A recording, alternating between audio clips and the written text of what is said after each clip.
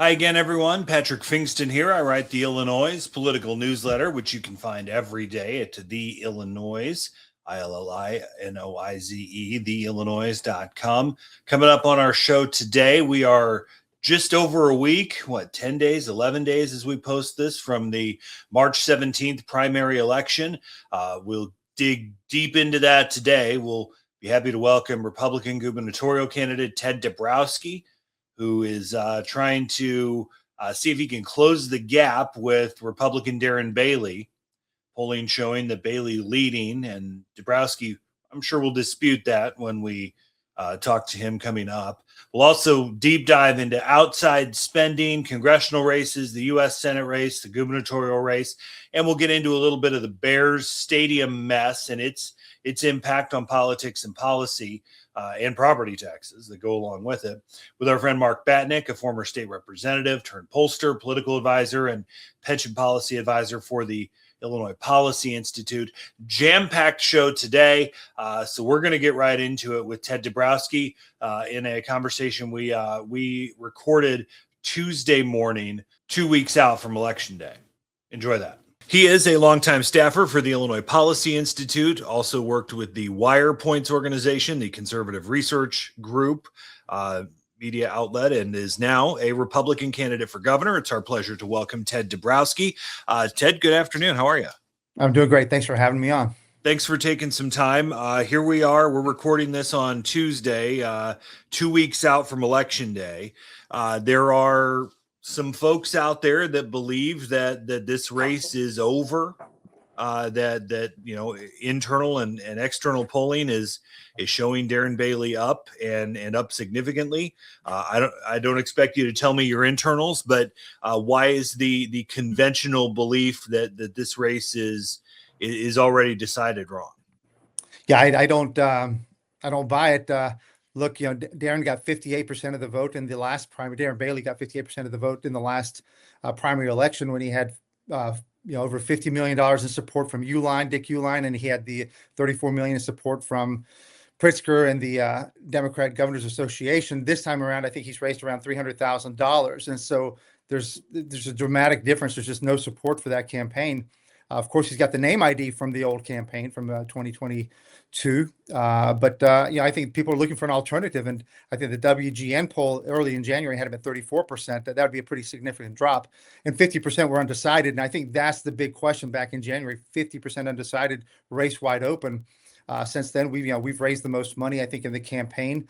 Having some good money come in right now as well. We've had great ads. We've run ads during the playoff games for the Bears, and we've got the momentum. We've won many of the endorsements from the township Republicans right there in Aaron Del Mar, the lieutenant governor's home spot, Wheeling and Northfield, and a whole bunch of them. And we won the Peoria County Republican organization's endorsement, so downstate as well. So I think we're doing really well, and it's a question of just we keeping our heads down, keep going. I think we're doing great. You're a first-time candidate, and it's. I worked for Rodney Davis in 2012, and the story was always, how hard it is to go from someone on the either running campaigns, working campaigns, or on the outside into being a candidate. What have you learned on the trail and becoming a candidate this time? It's. I've been doing the Illinois Policy Institute and Wire Points for a long time. So I've been talking to grassroots and traveling the state for a long time. So I'm used to that. Obviously not at the same intensity by any means. I've testified in legislature. I've worked with legislators on laws. I've done all that. So it's not new other than just the massive intensity and just trying to get the name ID because, a lot of people know Wire Points. A lot of people know IPI, but those are the people who follow policy. The everyday people don't do that. So, the name ID is a totally different game. So I have to break in, and you got to do the social media. You got to be on media. You got to just be out there, get endorsements. Got a great Tracy Bost endorsement. Mike Bost's wife downstate. So I'm going down to Murfreesboro doing an event tomorrow, and got some county chairs who are going to co-host and joining in. So, we're picking up the gains downstate, and this is just the way you go. You just keep going. And, I'm a marathoner. I'm a runner, and I know how to stay on track like that. how do you feel like it's been received so far? Because you've tried to stay pretty policy heavy, right? It's your bread and butter, and always has been. But campaigns, as you well know, are sometimes more gimmicky and based on a catchphrase sometimes, or who can get hot more than it is about here are the charts and here are the details, and boy, you love your charts, right? So I wonder, like, have you fought the bug of trying to connect with people when you're the campaign side of this is so much different than the policy and information side of it? I tell you, I'll tell you my success. And, again, it's been, I had 15 years of, executive and business work overseas. I was in Mexico for 6 years. I was in Poland for 9. I've just done professional work, ran businesses. You're accountable. You have to be profitable. You have to take care of your customers. I've been doing that for a long time. And then put on top of that, the 15 years of policy work where I know this stuff. I've dedicated myself. It's non-sexy work, non-high paying work, but I have dedicated myself to knowing the problems and putting out solutions. And what's fascinating, Patrick, when I get a chance to speak to a group for 15, 20 minutes and then take a Q&A, and I don't try to be sexy. I don't try to be funny. I'm not that guy. I'm just a serious, hardworking, and principled person who will fight for Illinois. And that's what people want. I think people are sick of the gamesmanship, the name calling, all that stuff. I don't do that stuff. And I don't think it serves us well. We need somebody who can fix the problems. I've got a financial background, a business background, and a policy background, and nobody can match that background and put that in with what I'll call normal behavior. And that's what people want. We don't need people who are loud or just can make a lot of noise, but in the end can't solve our problems. We got big problems. You all have been pushing the electability narrative, right? The Ted's the one that can win in November, which certainly is an argument you can make considering how Darren Bailey did the first time. But as we've seen in polling over the years, and my friend Colin Corbett likes to poke on this one a lot, is that when you test voters on the electability argument, and maybe this is an Illinois Republican problem more than in other places, but that just doesn't seem to drive voters that hey, I can win in November, but they're more concerned about the social issues, who makes them feel good, those sort of things. Is that argument working? Well, I think it is. I mean, look, Darren lost by 35 points in the Cook County, the suburbs, and everybody knows it. And when I go around, people like Darren, I supported Darren last time. I voted for him. I supported him with messaging and all that. But he fell 35 points short, and he just didn't have appeal. And then he lost to Mike Bost downstate, and he primaried Mike Bost, and he let a lot of people down when he did that because people like Mike Bost. So there are people looking for an alternative. And if you really want to beat Pritzker, and I remind people that if you want to beat Pritzker, you can vote for whoever you like, right? But if you want to beat Pritzker, then you got to vote for somebody who's electable. And I'm a son of immigrants, half Latino, my mom from Ecuador, my dad from Poland. If you think about it, to beat Pritzker, you got to build a coalition. And that coalition has got to be a new type of coalition. It can't be a Republican coalition only. It's got to be, we're going to attract people who are disenfranchised, who are sick of the Democrats, are sick of Brandon Johnson, sick of Pritzker. Maybe voted for Pritzker twice, but say, hey, the guy's extreme, or he's done too much, or he hasn't cut taxes. Come to our side. And so, I'm getting a big endorsement from evangelical Latino pastors. It's a big group.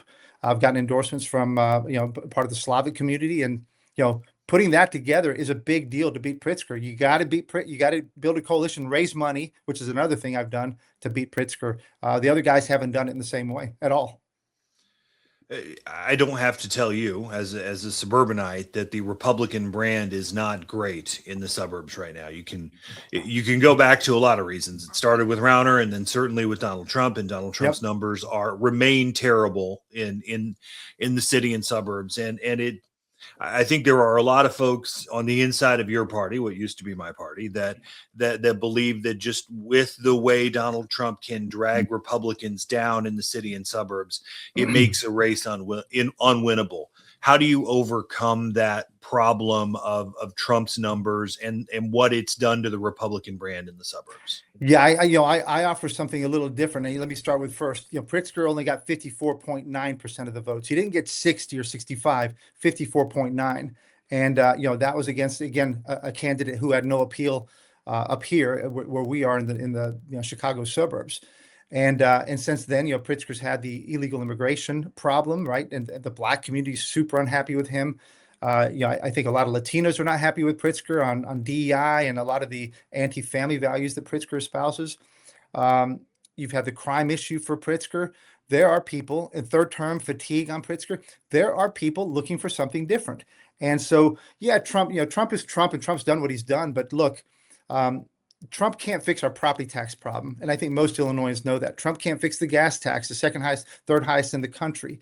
He can't fix the outmigration of people that we're losing, the population shrinkage and the business losses, right? You got under Pritzker's Caterpillar headquarters gone, the Citadel headquarters gone, Boeing headquarters gone. And I can keep going on and on. These are big problems we have that have nothing to do with Trump. It's going to take a leader like me in Illinois to focus on business, to focus on numbers, have discipline, cut the waste.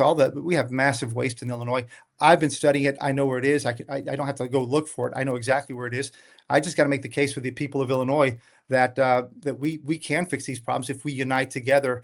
It has nothing to do with Trump, although I think Trump is doing great stuff at the border. He's done a lot of things that the school choice in his bill. He's got trying to bring manufacturing back, make safe cities. There's a lot of great things that Trump is doing, but the things that we have to fix in Illinois are on us. But there are direct things that the Trump administration has done in the state of Illinois that have been, pulled as super politically unpopular. I think the ICE actions, the Homeland Security actions, specifically in the city and suburbs, to the main part of that, which have engaged a group of voters, I would argue mostly suburban women, in a way that they haven't been engaged politically before. I'm sure we both have anecdotes of females, women we know in the suburbs who showed up at No Kings rallies that have never done anything political before in their lives. I think it's easy to say, hey, Donald Trump doesn't have any impact here, but he has done things that are impactful to the city and city and suburbs specifically, but statewide. If you want to talk about the threatened or actual effort in funding cuts. But there are real tangible things, and it seems those are even more unpopular than they were before. Patrick, I think the question is Trump on the ticket, or is Pritzker on the ticket versus me, for example? Trump's always on the ticket, isn't he? Right? Yeah, I mean, he sucked all the oxygen out of our politics. Yeah, but look at Pritzker, right? Pritzker hasn't done anything about property taxes. He's made our schools worse. Our kids can't read. Our population has shrunk under him. He's made things much worse. And I think, and I'll make the case to the people of Illinois, Trump isn't the issue when it comes to the migration. It's Pritzker. Pritzker was the one that refused to cooperate with federal authorities. You take the laws and the actions in places like Florida or Tennessee or Indiana, they don't have these problems because they cooperate with federal law enforcement. And I would cooperate directly with federal law enforcement, hand the bad guys directly from the jails right to the feds. Pritzker refused to do that. That's number one. And then two, look what Pritzker's done. He's called our federal law enforcement to all kinds of, Nazis, jackbooted thugs, all kinds of names that are so nasty that it's riled up those women that you just talked about who've gone and protested. Pritzker is the responsible one for that. As your governor, I will cooperate with the feds. I will not call them names, and ICE won't need to be on the streets chasing down people because we will hand them directly to them from the jails. And it's a totally different argument. All right, let's talk some issues for a few minutes. Sure. The Bears have sucked all the oxygen out of the State House. We just talked about Trump sucking all the oxygen out of politics. The Bears have done that at the State House so far this spring, and here we are 2 weeks before Election Day, and Indiana has passed a bill where they're going to raise taxes by $1 billion to give the Bears a stadium and a pony and all these things. And it doesn't even look at this point like Illinois has the votes to do the property tax certainty that would require a lot of Chicago legislators to vote to essentially allow the Bears to leave the city. How would you have handled this situation differently? And how do you even care to keep the Bears here? Yeah, let me start by saying I love the Bears. I want them to stay here. I'd love them to, I don't want them to leave at all. I'm a big fan. That said, look, this is a problem that's not about the Bears. This is a problem of Pritzker's making. This is his 7 years of management. And I just reeled off the companies that have left. And, I would add Morton Salt to that, and Tyson Foods, and, and Guggenheim Partners. And I could just go on. And, the biggest loss, of course, Citadel with Ken Griffin taking his billions, and all those, major earners who were here, the tax base. He's destroyed the fabric, and so is Johnson, by the way. Johnson's made Chicago toxic. And so, the Bears have now a choice to leave. I can't imagine that they would ever have thought of leaving, but that's how destructive it's been. So that's the big problem. So you have to solve the bigger problem. This is a tough spot we're in. Now, let me say this. I want the Bears to stay. I would support them on infrastructure, this public infrastructure that everybody benefits from. But I've said publicly, our taxpayers have just gotten whacked over and over. We can help the Bears directly when we do a mega deal for Illinois residents. And nobody, Pritzker's not talking about a freeze for Illinoisans. He's not talking about a tax relief. Why are we talking about tax relief for big companies when we're not talking about tax relief for everyday Illinoisans who are just being squeezed out of their homes? Highest property taxes in the country. Worst thing we can do is give big companies like Goshen, which is that big EV battery maker in downstate, $500 million. We're taking care of big names. We don't take care of everyday people. I'm here to take care of everyday Illinois who are struggling and fighting. So we'll support the Bears with public financing for the infrastructure that benefits all the public. But as I've said before, no special deal for the Bears. And I think that's what's happening across the country these days. Most of these deals are now being privately funded. So you're a no on the property tax, the pilot payment in lieu of taxes bill, or mega projects deal? Yeah, I mean, can you imagine doing a 40-year freeze for a big company, but not even offering any kind of freeze for Illinois? And you know what's going to happen in any of these deals? The pressure on taxes spills over to the residents. We can't have that. I want to talk first. I want to talk first about a mega deal for Illinois residents. And I propose a 1% cap on property taxes. Right now, we're closer to 2%. And we've got in some cities 3%, 4%, and 5% of home values being taxed. It's crazy. People are being squeezed out. I will focus on them first. That's where the deal belongs. I think that can lead us right into a property tax discussion then, right? Because if you've listened, if you saw the white paper that our friend Mark Batinick did about what the tax bill would be on a proposed stadium there of potentially $180 million a year, which is bonkers if you think about it compared to what the Bears pay, the Bulls pay, et cetera, for their stadiums. Let's start business before we go to personal, because I think the individual, the homeowner, is going to be a bigger discussion here. But I think it's pretty clear that our business climate is suffering, and I think any Democrat that wouldn't agree with that is probably lying to you. And it's a And most won't admit it, Patrick. Most will tell you that everything's good. And Pritzker says we have $1 trillion GDP, just talking about size, not talking about growth. But sorry to interrupt you. We're a bottom 5 state. If you look at Pritzker's record in his 7 years, we are the 5th worst for economic growth, 5th worst for job growth. And that's a sad truth, but that's his record. And that's 50 state analysis from the federal government. But certainly if I've got a business or a manufacturing company or a trucking company, and I'm within 50 miles of the border of Indiana or the border of Iowa or the border of Missouri or Kentucky, and you're paying this gigantic property tax bill every year, right? It just goes to show, and that's not even counting all the other business issues in the state that there is a, and while the governor is focused on business development, it seems that we're celebrating 50 and 20 and 100 jobs here and there, right, and not doing enough to keep jobs here. So what would you actually do to make the business environment more friendly, including property taxes, including regulation, including workers' comp, et cetera? Yeah, I mean, 3 big things. And Warren Buffett said, it's been a few years, 5 or 6 years ago. He said, "I will not build a plant in Illinois. No way." He said, "It's got so much pension debt that they will come after me for the next 30 to 40 years with higher and higher taxes. I'm not building there. On the campaign trail, I met different investors, and a couple of them were both in real estate, separate discussions. Both of them told me, we are not putting a penny into Chicago. We will not touch Chicago. Another big donor who came in for me, who has some businesses, he said he's not putting a marginal penny more in Illinois. It's all going, any investment is going elsewhere. That's the big problem. So number one, I think, and nobody's talking about this, nobody's shying away from it, is the pensions. If you stack up the 50 states, we are the outlier by far. And it's hard to ever become a growth state if we don't at least begin to tackle it. So my big proposal, 401ks for all new government workers starting tomorrow. And we can talk about public safety. I have a huge respect for public safety and, defending, making sure they have great retirements and thanking them for what the work they do. But overall, 401ks for new government workers, that's how you stop digging the hole. And I want to send a message to the rest of the country that we're not going to keep creating more pension debt under my governorship. That's over. We have a plan which is much better, I think, for the workers and for residents in terms of taxes. So we get to 401ks. The other big thing is I want to cap. So I said a 1% cap on homes. I want to do a 3% cap on commercial because they need to be protected too.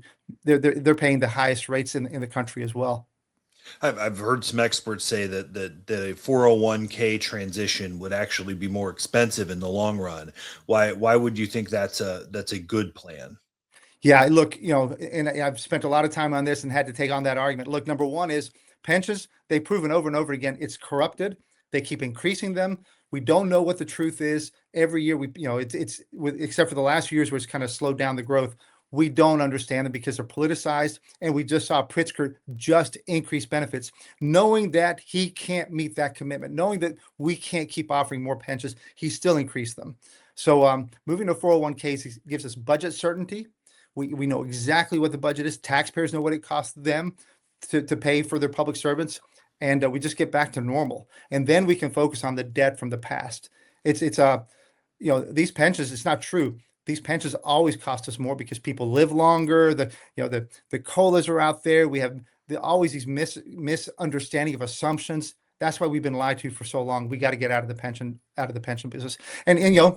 And let's end political lawmaker pensions. Get them out of the whole thing because they shouldn't have pensions at all.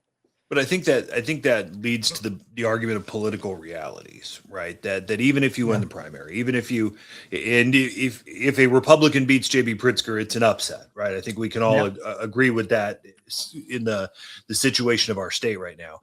You're still going to be dealing with Democratic supermajorities. Sure. And to just say, all right, let's take tier 2 and make it 401ks when the conversation is on the other side right now. That's when right. The unions are leaning on the legislature to get rid of tier 2, give us everything in a pony to make pensions even more expensive, right? So to just come in and say, all right, well, we're gonna reduce pensions, we're gonna eliminate pensions, that doesn't scream to me as realistic governing. So how do you actually accomplish? And pensions are less of a percentage of GRF now than they were 5 or 10 years ago. So it's trending in the right direction. So what's the argument to say you can actually do that? Yeah, now just say it's trending in the right direction only because they inflated and ballooned the budget, right? Not because we did something about pensions, and that's just temporary. So that's just a temporary thing. Look, I think your question is interesting, right? So what's the alternative to not run, to not oppose, to just accept the fact? And the political reality that I think we need to be talking about is businesses are leaving and people are leaving, and the Chicago Pension Fund is No. The question is, how do you accomplish it, right? Charlie Baker was an incredibly effective Republican governor in a blue state, right? I think that's a good example. And you can even go back to Mitt Romney when he was governor of Massachusetts. That the Republicans have done things in blue states, but just walking in and Rauner style, right, and saying we're just going to blow stuff up doesn't work. No, yeah. Well, I think Rauner's style was very different from my style. My style, I bring data, I bring persuasion. I'm going to talk to the people. But look, the political reality, the real reality that people know about is they can't afford to stay in their homes. They're leaving. Our population is shrinking. Businesses are leaving. And let me take it down to the real reality. Chicago, for example, people I care about, the Chicago Police Pension Fund, 18% funded. It's broke. There is no money. And if we continue down this path of, we get back to downgrades after all the COVID money is run out, watch out. That's the reality. And that's what I have to bring to the people. Now, when I win, we'll have gotten 50% of the vote.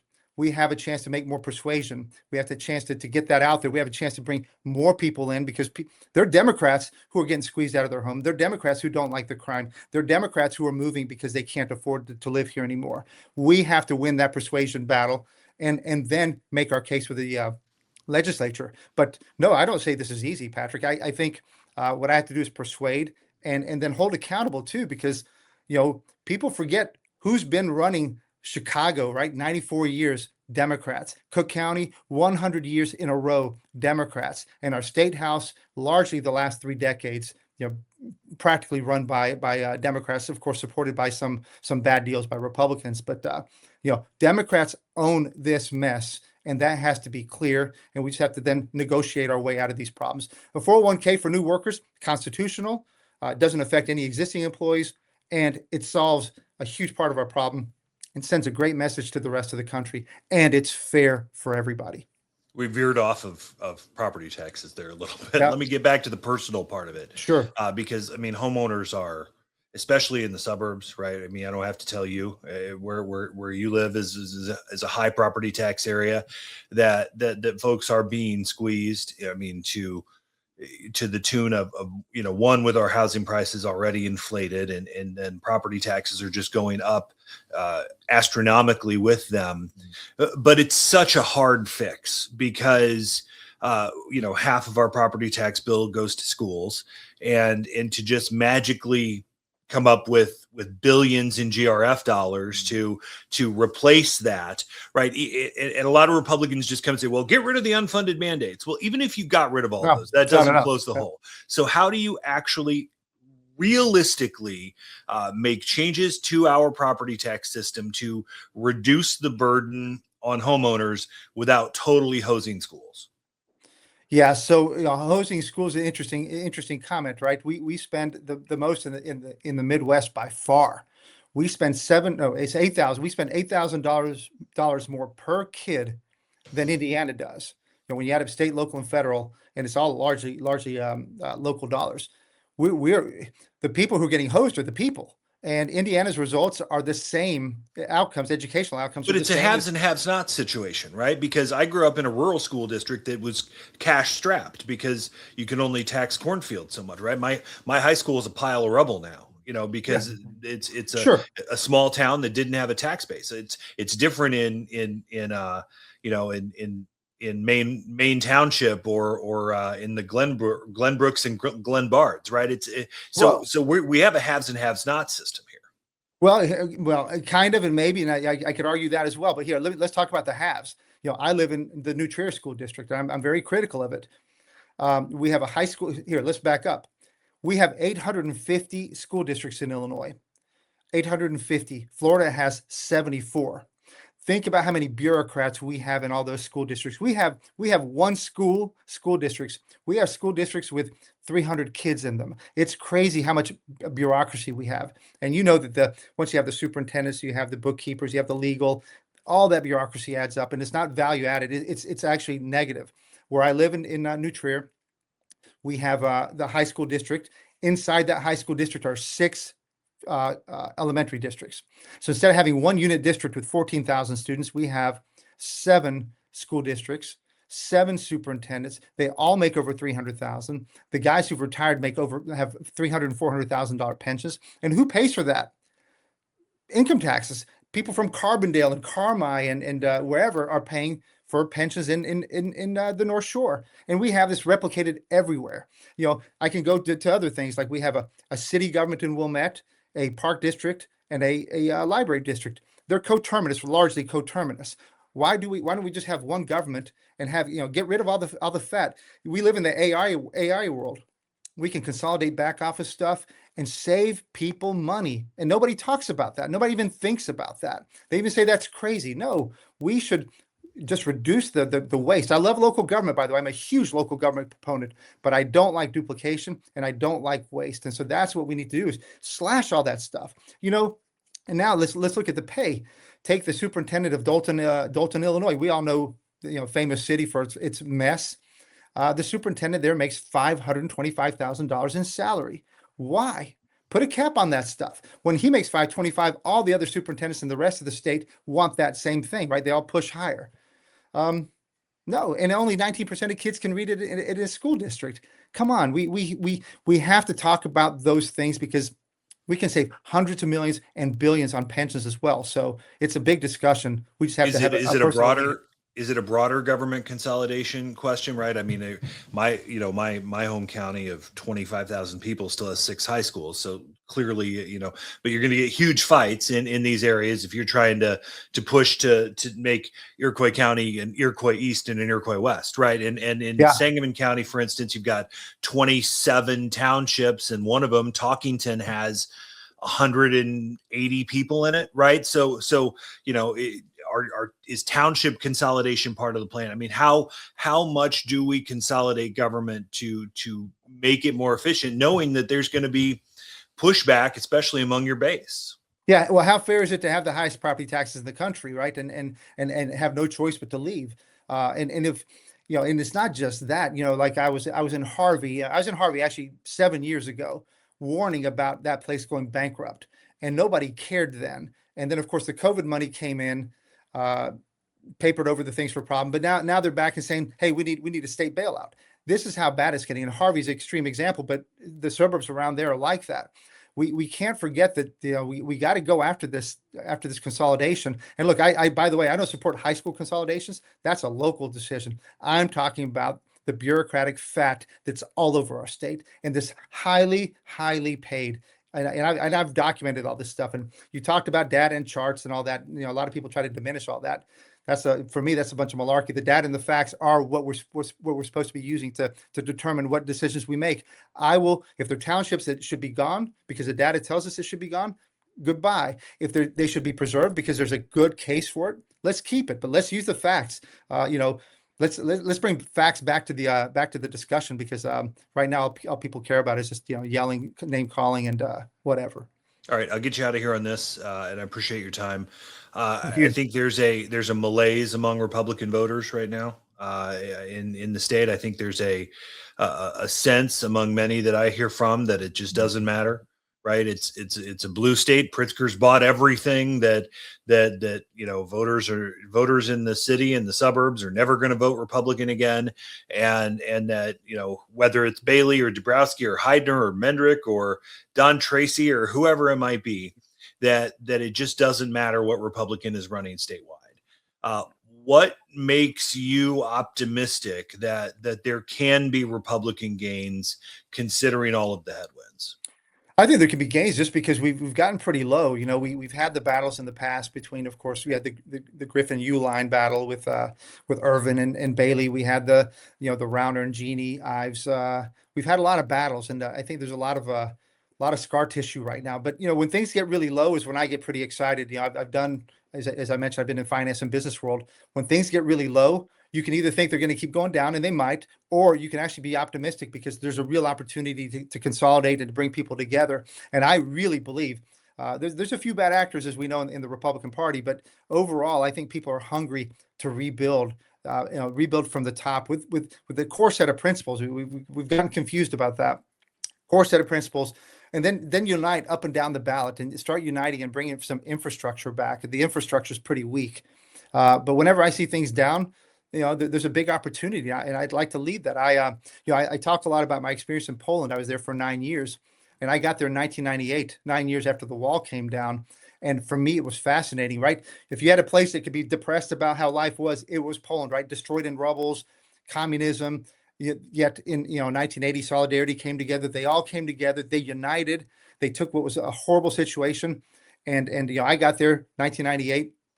Worked side by side with people who were amazing people. They fought for freedom, for capitalism again, for free markets. And if you look at Poland today, it is one of the fastest growing, most successful countries in the world 30 years after that. So I have the same view. We can do the same thing for Illinois. I think we just have to unite some leadership. I bring something different than the other guys. I'm an outsider, but I've also got a pretty good worldview. son of immigrants. I love my first generation thinking is different from those are my counterparts, and I'm ready to lead and bring us together. I think we have a great opportunity. It doesn't matter whether you're Latino, Polish, Black. We all want the same things: lower taxes. A country. I'm sorry, a state we can love, that we can grow in, and I want to fight for that. Republican candidate for governor, Ted Dabrowski. Ted, thanks for the time. Wish you the best over the final couple of Patrick, weeks. thank you for having me on. Thanks to Ted Dabrowski. Appreciate his time. We've invited Rick Heidner and Jim Mendrick, the other two Republicans on the program. Mendrick did not return our message, and the Heidner campaign's been kind of putting me on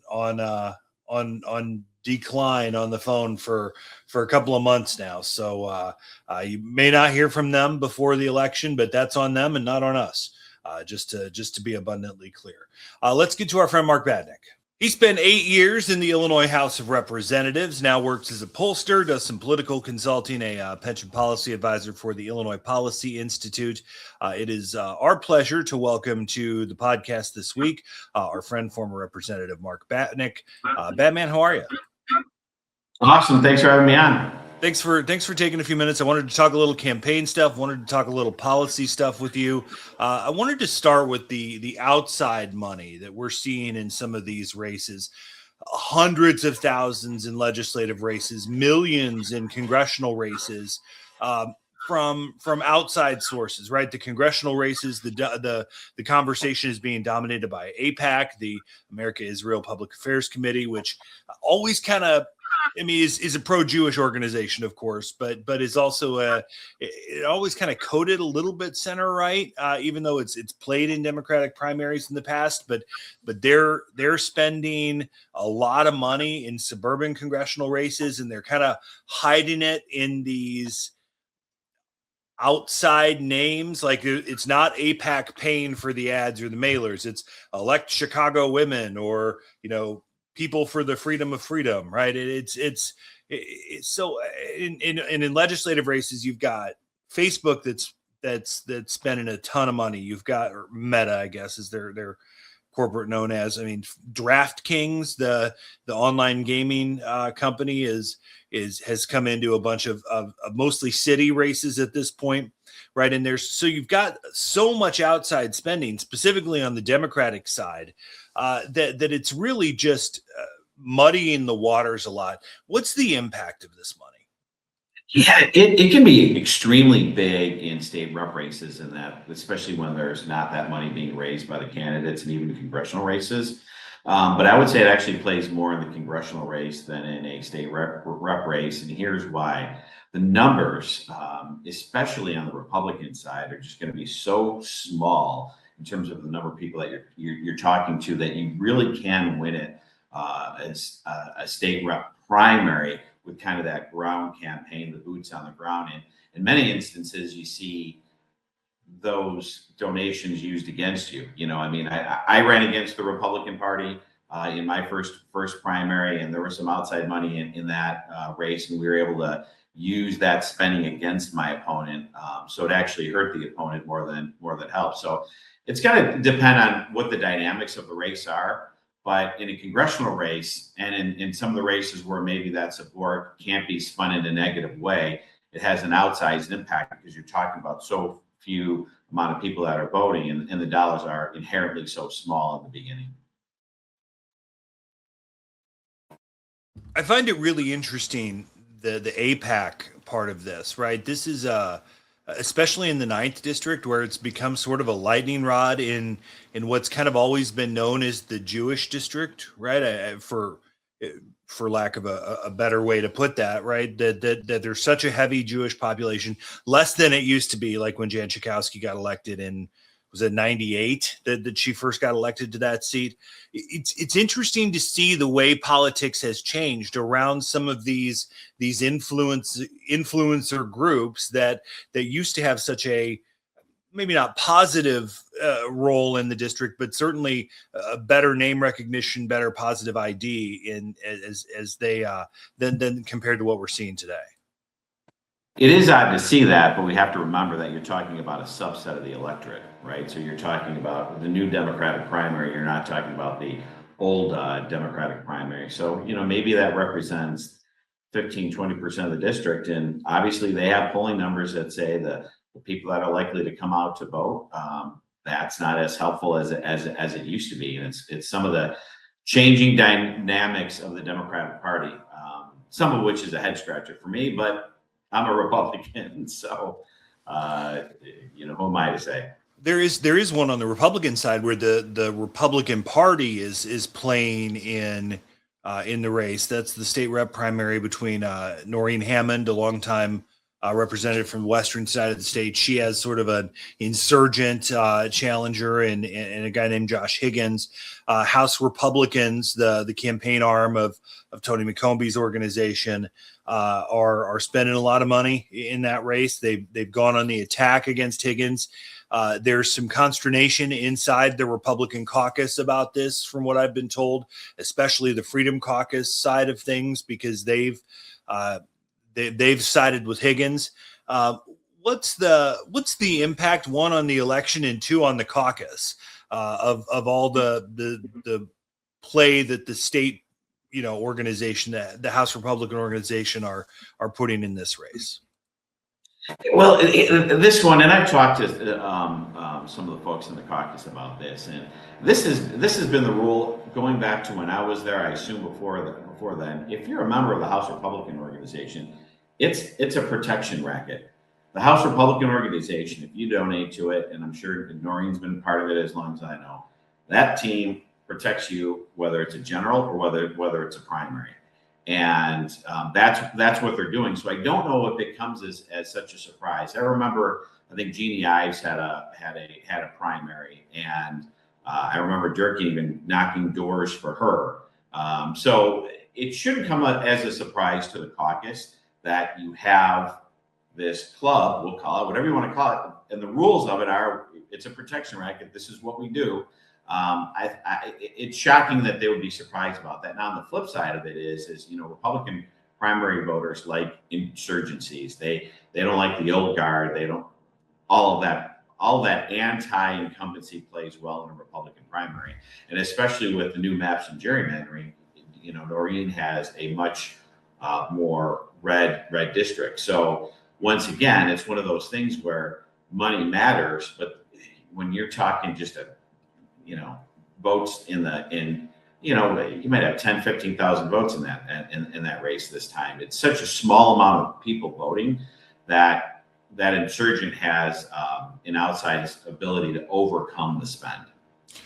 What's the feeling in that caucus room on March 18th? Whether it's House Republicans or House Democrats, you come from the Republican side, so it's probably easier to say there. But whether Hammond wins or Higgins wins, you've got another reason to split that caucus, which is not particularly positive in a relationship at times right now. Do primaries have a way of bringing caucuses together or splitting them apart? Well, it should. Let's go back to the Guzman primary, where you had in the Democratic Senate. This is the Senate primary, the state Senate primary on the west side of Chicago 2 years ago, where Natalie Toro was the appointed incumbent, and she got beaten by Graciela Guzman, the kind of more progressive candidate in a pretty wild, expensively primary. Wildly expensively primary. A lot of people criticized Harman for putting so much money behind Toro, and a lot of people said he was going to pay for that with this caucus, yada yada. And I said, no, he's not. I think I've been proven to be correct in that he protected the incumbent, which is what everybody, all the other incumbents would want him to do. They would want him to fight for them if they were in a tier 1 primary or tier 1 general election. So he fought to the death with everything that he had in the primary, probably threw away a bunch of money that he didn't have to. And then the day after the primary, now the new person is the incumbent, and she's welcomed with open arms, and that's kind of how you probably should do it. I would hope the approach would be March 18th, that each side tips their hat to whatever won. Everybody should have known the rules of the game, and then we move on as Republicans to make the state better. And when we're as small in numbers as we are, we have to work work together. And I know we're going to talk about some bear stuff, and I'll give you an example of that when we get to that. But I think everybody should just the loser should tip their hat to the winner, and everybody should move on. Let's talk some races before we get to some of that policy stuff. The Republican primary for governor. We reported this week that Darren Bailey's internal polling has him pushing 60. Ted Dabrowski in the segment prior to this said, no, Bailey doesn't have that kind of support. His campaign doesn't have that kind of momentum that he did 4 years ago. We think it's a lot closer than that. They didn't give us any numbers. Is this race, for all intents and purposes, over? Yeah, I feel like it's over, and both campaign statements can be correct, but it still means it's probably over, even if you split the difference. Maybe Darren isn't pushing 58-60, but maybe he's pushing 48-50, which basically means that at this point it's over. I don't know what you do in 11 days to really 10 days to change the dynamics of what's about to happen. Is there any reason to believe Rick Heidner has any role to make this a race? I mean, he's spent a little money, he's put a little mail out, he's done a little OTT.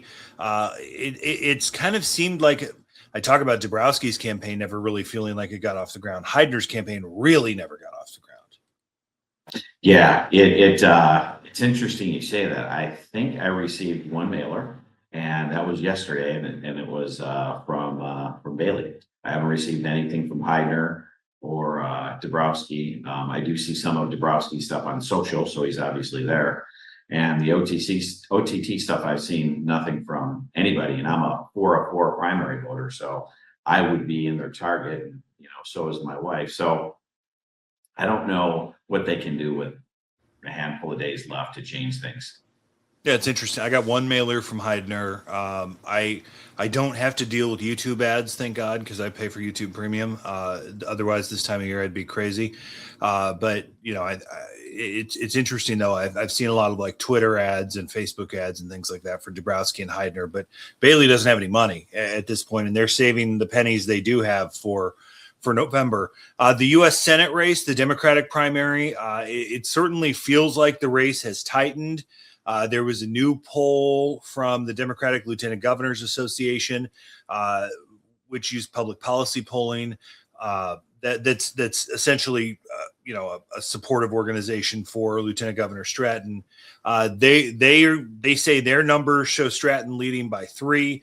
They wouldn't give us the crosstabs. I think they're a little bit of an outlier on things. What I've kind of heard behind the scenes is that Krishnamurti's still up, just not like as big as it was when he was untouched on TV in late fall or even early January. It seems like this race has closed. I guess one, thoughts on where it stands, and two, maybe a bigger picture here. And I'll just let you go here. I feel like this Senate race, which should have captured the attention of politicos around the state, of regular people around the state, has just been completely under the radar. Like, I feel like this race, and maybe my 20 or my 16-year-old memory is eluding me a little bit. I feel like there's less buzz on this race than the Alexei Giannoulias David Hoffman primary in 2010, and certainly the 2004 Obama Blair Hull Dan Hines primary. I mean, that was all over the headlines in the primary. So I guess one, on the polling, and two, why is this race falling flat? Yeah, it's interesting that you say that. I do think that the polling probably has tightened for the simple fact that Stratton started campaigning, right? So it has to.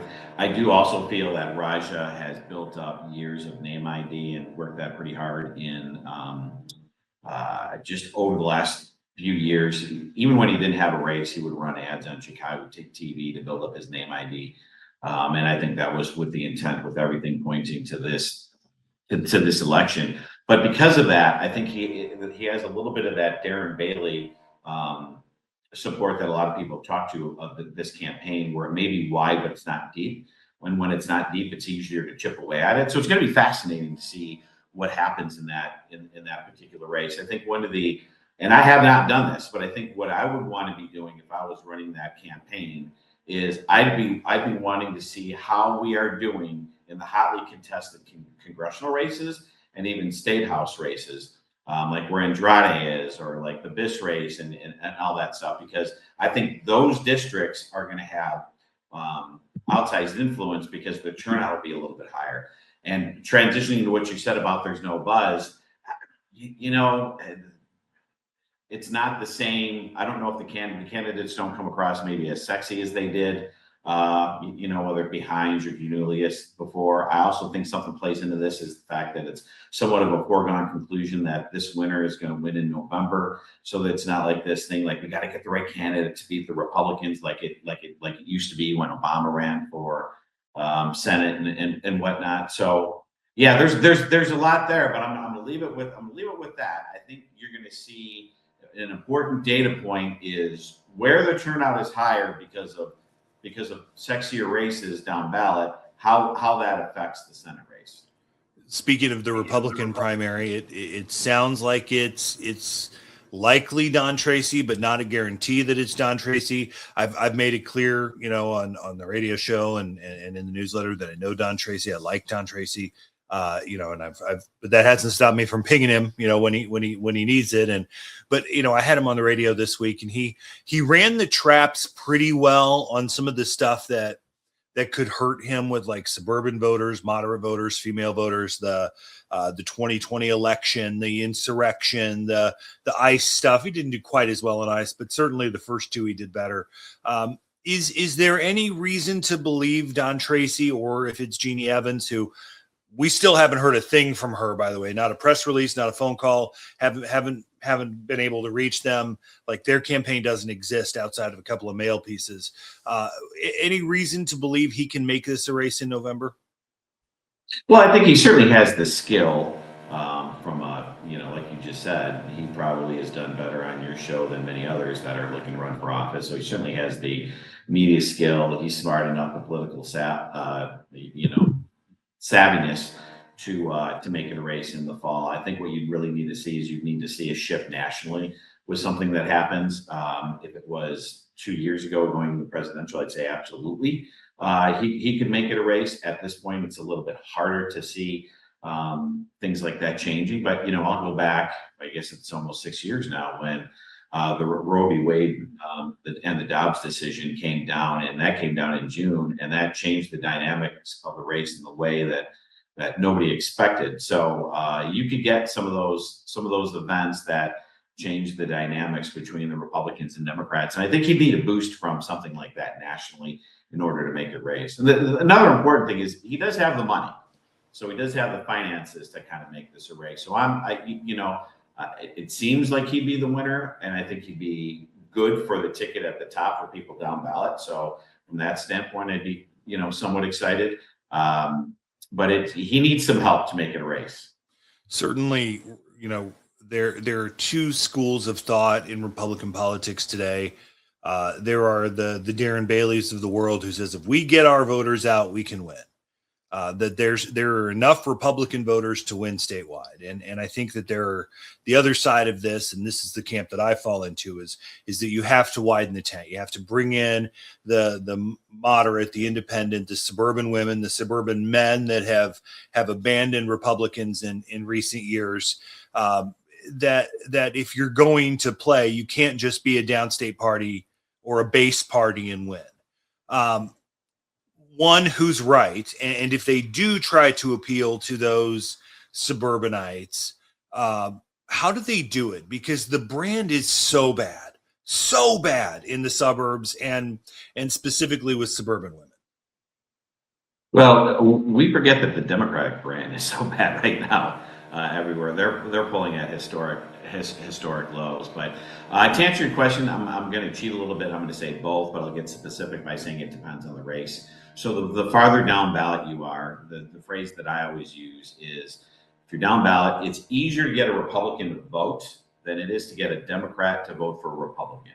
So when you're down ballot, especially in the suburbs, I've analyzed so many of these races. There's such little variability, especially if you're a challenger. I think once you've developed a brand for a few years, you can outperform the top of the ticket significantly. But it is so hard to outperform the top of the ticket when you're down ballot, that getting out your base, especially in the midterm, especially when the Democrats have the advantage with who signed up for vote by mail, is the most important thing that you can do. Now, going upstream, we need to be better messengers. We're not great at it. I think that, I just look at what Democratic leadership, which has been basically, they've had carte blanche, at least for like the last 7-8 years, right, under Pritzker, but even Rodder had no power because of the supermajorities in the General Assembly.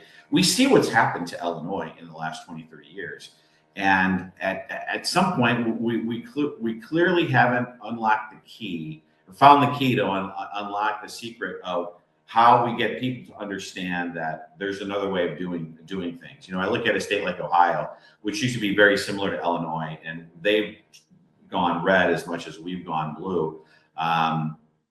We need to do a better job of getting the message out. Whether it be, we can talk on and on, whether it be property taxes, people leaving, cost of higher education, corruption. There's so many things that the majority party has done and failed at, and we've failed to capitalize on that. I think sometimes we get distracted as Republicans on things that the voters don't care about. I think we need to personalize them for people. We need to be better storytellers.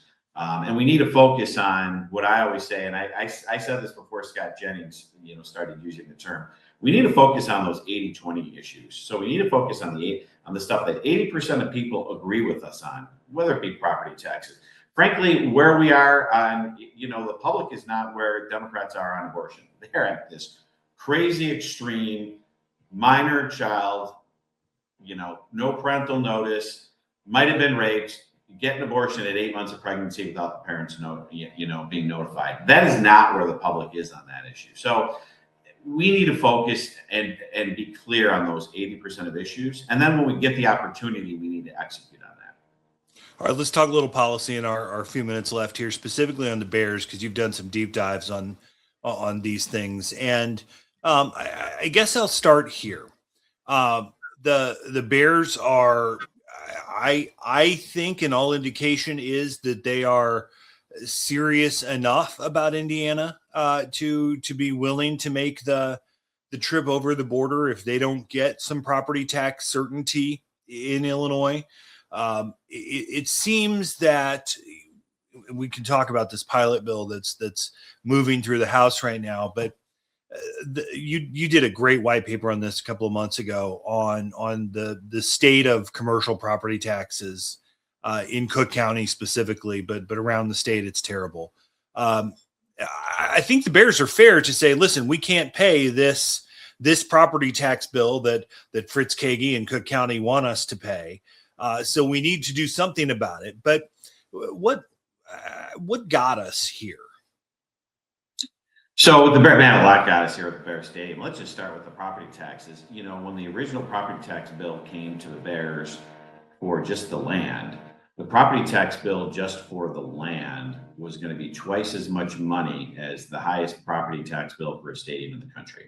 So that tells you where our commercial property tax rates are. Another thing that when I put that in my white paper, when I started explaining the two-tier property tax system that Cook County has, it was not shocking, but it told the story of how much people don't realize how our bad policies are unknown to the public and what the ramifications are. That is, this is just the Bears leaving, but Caterpillar left. Why do you think they left? Property taxes and other regulations and corporate taxes are certainly part of it, but you also have those small mom and pop businesses that are leaving that they don't get 3-hour meetings with the governor. They don't get a press story about them after the fact. I lived it. I grew up on the border. I've seen the businesses leave. I've seen firsthand the excessive property tax rates that have forced businesses out of Cook County. And how we got here is it's the same old thing that the Democrats do. They wanted to keep property taxes low for homeowners because that's where the votes are. So they said, well, we'll screw the businesses because they can't vote. Well, the businesses leave, and then the property tax bill gets put back to the homeowner. So it's been just that cycle and cycle and cycle, time after time, year after year, decade after decade, that has created in Illinois that is unfriendly to businesses, and that's why you've seen just such a long-term lack of growth. I think the Bears situation is it's finally brought to light, like, hey guys, this is a big issue. Like, property taxes are absurd. Yeah, that guy wrote a white paper and everybody thought it was absurd, and then they did the math and they found out he's actually correct. So I think the reaction specifically on the property tax bill thing was enlightening, which leads me to where the Republicans need to stay together. They should be united on this with a couple of simple messages. They should be demanding certain things for this Bears vote. You know, you see the Black Caucus have influence because they stick together and say, we're not going to vote for something unless we get our thing. They do it all the time. They're going to do it on the Bears stadium situation. The Republicans should be standing together. There's 40 of them in the House. You only need 60 to block it. They already have trouble getting votes. And the Republicans should be demanding, as an entire caucus, singing from the Himmel, enough with the excessive property taxes. Yes, the Bears deserve something. So does every other business in the state. So does every other homeowner in the state. And it doesn't necessarily have to be some big break that everybody gets, but there has to be some plan that is tied to this bill that puts us on a path, whether it be a year, 5, 10 years down the road, to something that's a little bit more reasonable. And if they were singing from that hymnal in unison, that would be something that would resonate with the voters. You want to get suburban voters back? Have a press conference where all 40 Republicans in the 1920 in the Senate are saying, we're not going to support a Bears stadium unless they do something for everybody because everybody's getting screwed. That's the sort of messaging that I think would win in the suburbs.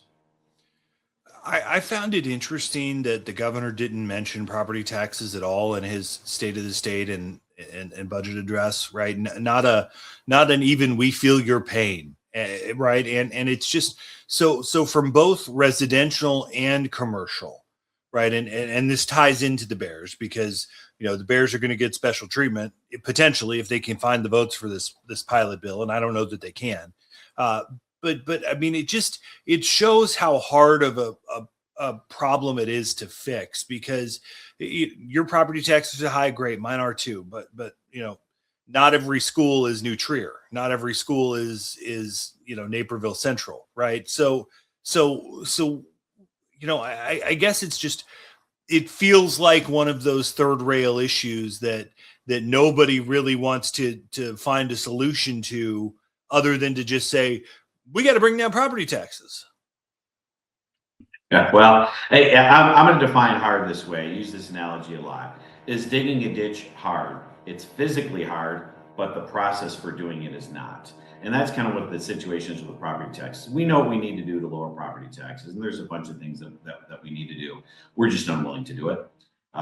There's a litany of things that you can do. We've talked about it previously. You certainly need to at least start funding education more at the state level. But there's even simple things like what we have with PTEL, where the 5% max became the minimum. PTEL needs to be redone because you have school boards that are made up of good people, and frankly, all the boards that are made up of good people that want to do good, and they have somebody that has their MBA or MPA from whatever, and they just want to get as much money as they can. So they push these boards, hey, you need to get as much money as you can because you can't get it back. There's a lot of perverse incentives in the property tax code that have pushed. PTEL clearly hasn't worked. It hasn't tax capped anything.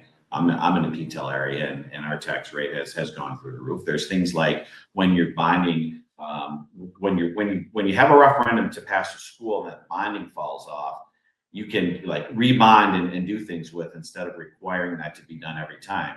You know, I'm going to talk about something that's in Daniel Gasti's district in Geneva.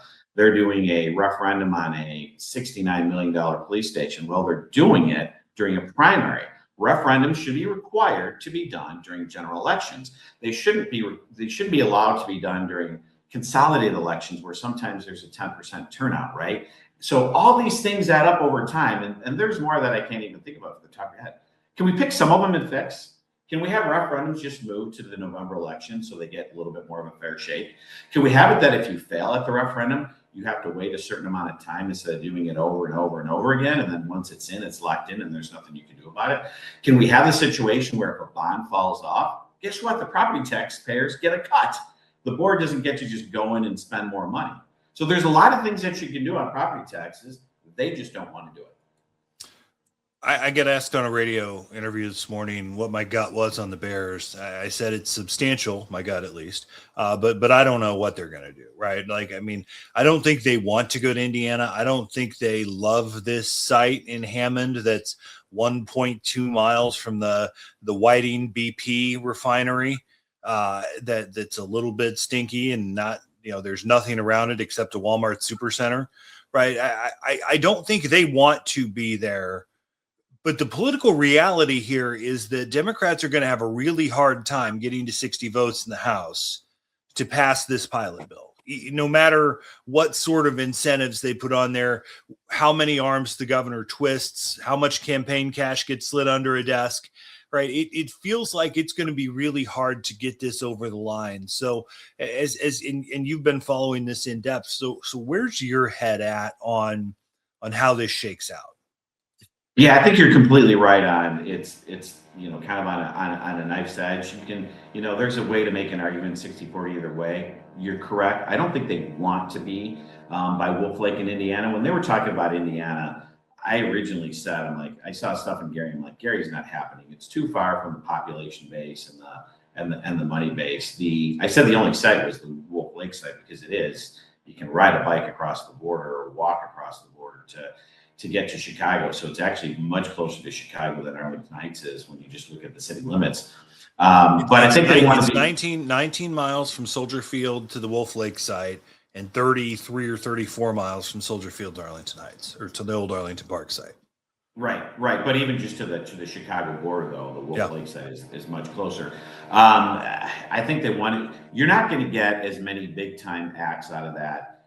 You're not going to get the big entertainment complex in the Wolf Lake site in Arlington Heights. So I think there's much more upside in Arlington Heights than there is in Wolf Lake. But there is going to come a point where they're just going to have to, if we can't put it together, and this is where I'm going to make a prediction right now. There's going to be, and I'm just going to call them out, patsy Republicans who ask for nothing in the bill that vote for it to get it across the finish line. If you're a Republican right now and you're thinking about voting for this bill, you should be in the room demanding something and say, you don't give me that, I'm not voting for it. It's not that often that we get leverage as Republicans because the Democrats aren't united. This is one of those times. And I think the Republicans are going to miss an opportunity. I'd be asking for long-term, some sort of plan on property tax relief, even if, like I said, it was just moving referendums to the November election. I think that would be, there's a menu of things you can do. But somebody's going to just vote for it because they don't want to be the one that lost the Bears in Indiana. And the Republicans are going to be the one that are going to let some Democrats off the hook, let the governor off the hook, and they're going to help get this done. I've said before, I think that's your chance to play the redistricting card, right? Is get redistricting reform moving, in through the legislature tied to this. So, whether it's property taxes, whether it's redistricting, if Republicans, if the speaker abandons the 60 Democratic vote threshold, then they bring Republicans to the table, they need to ask for everything in the kitchen sink to be able to put votes on the bill for sure. They need to ask for it now because if you get it, it's a win politically. Whether it goes up or down, it's a win politically because you show you're fighting for something and just not. I'm not seeing enough. I'm not seeing enough of the Republicans. There's a few out there, but I'm not seeing enough of Republicans taking advantage of the opportunity that they've been given. Mark Batinick, former state representative, turned pollster, turned political consultant, pension policy advisor for the Illinois Policy Institute, a guy I just like to talk to about politics. So that's partly why he's here. Batman, appreciate it. Thanks for the time, and we'll talk to you again soon. Thanks for having me on. All right, so next week, my plan is to get into the congressional races a little bit more. We haven't gotten to those seriously on this podcast, and hoping that we can do a deep dive on that. Plans could always change in the next week, but we'll see what happens. Appreciate all of you for taking time. A little bit of a long episode today, but I think really good information, really good conversation, and worth it. So thanks so much for joining us. We'll talk to you again next time on the Illinoize podcast.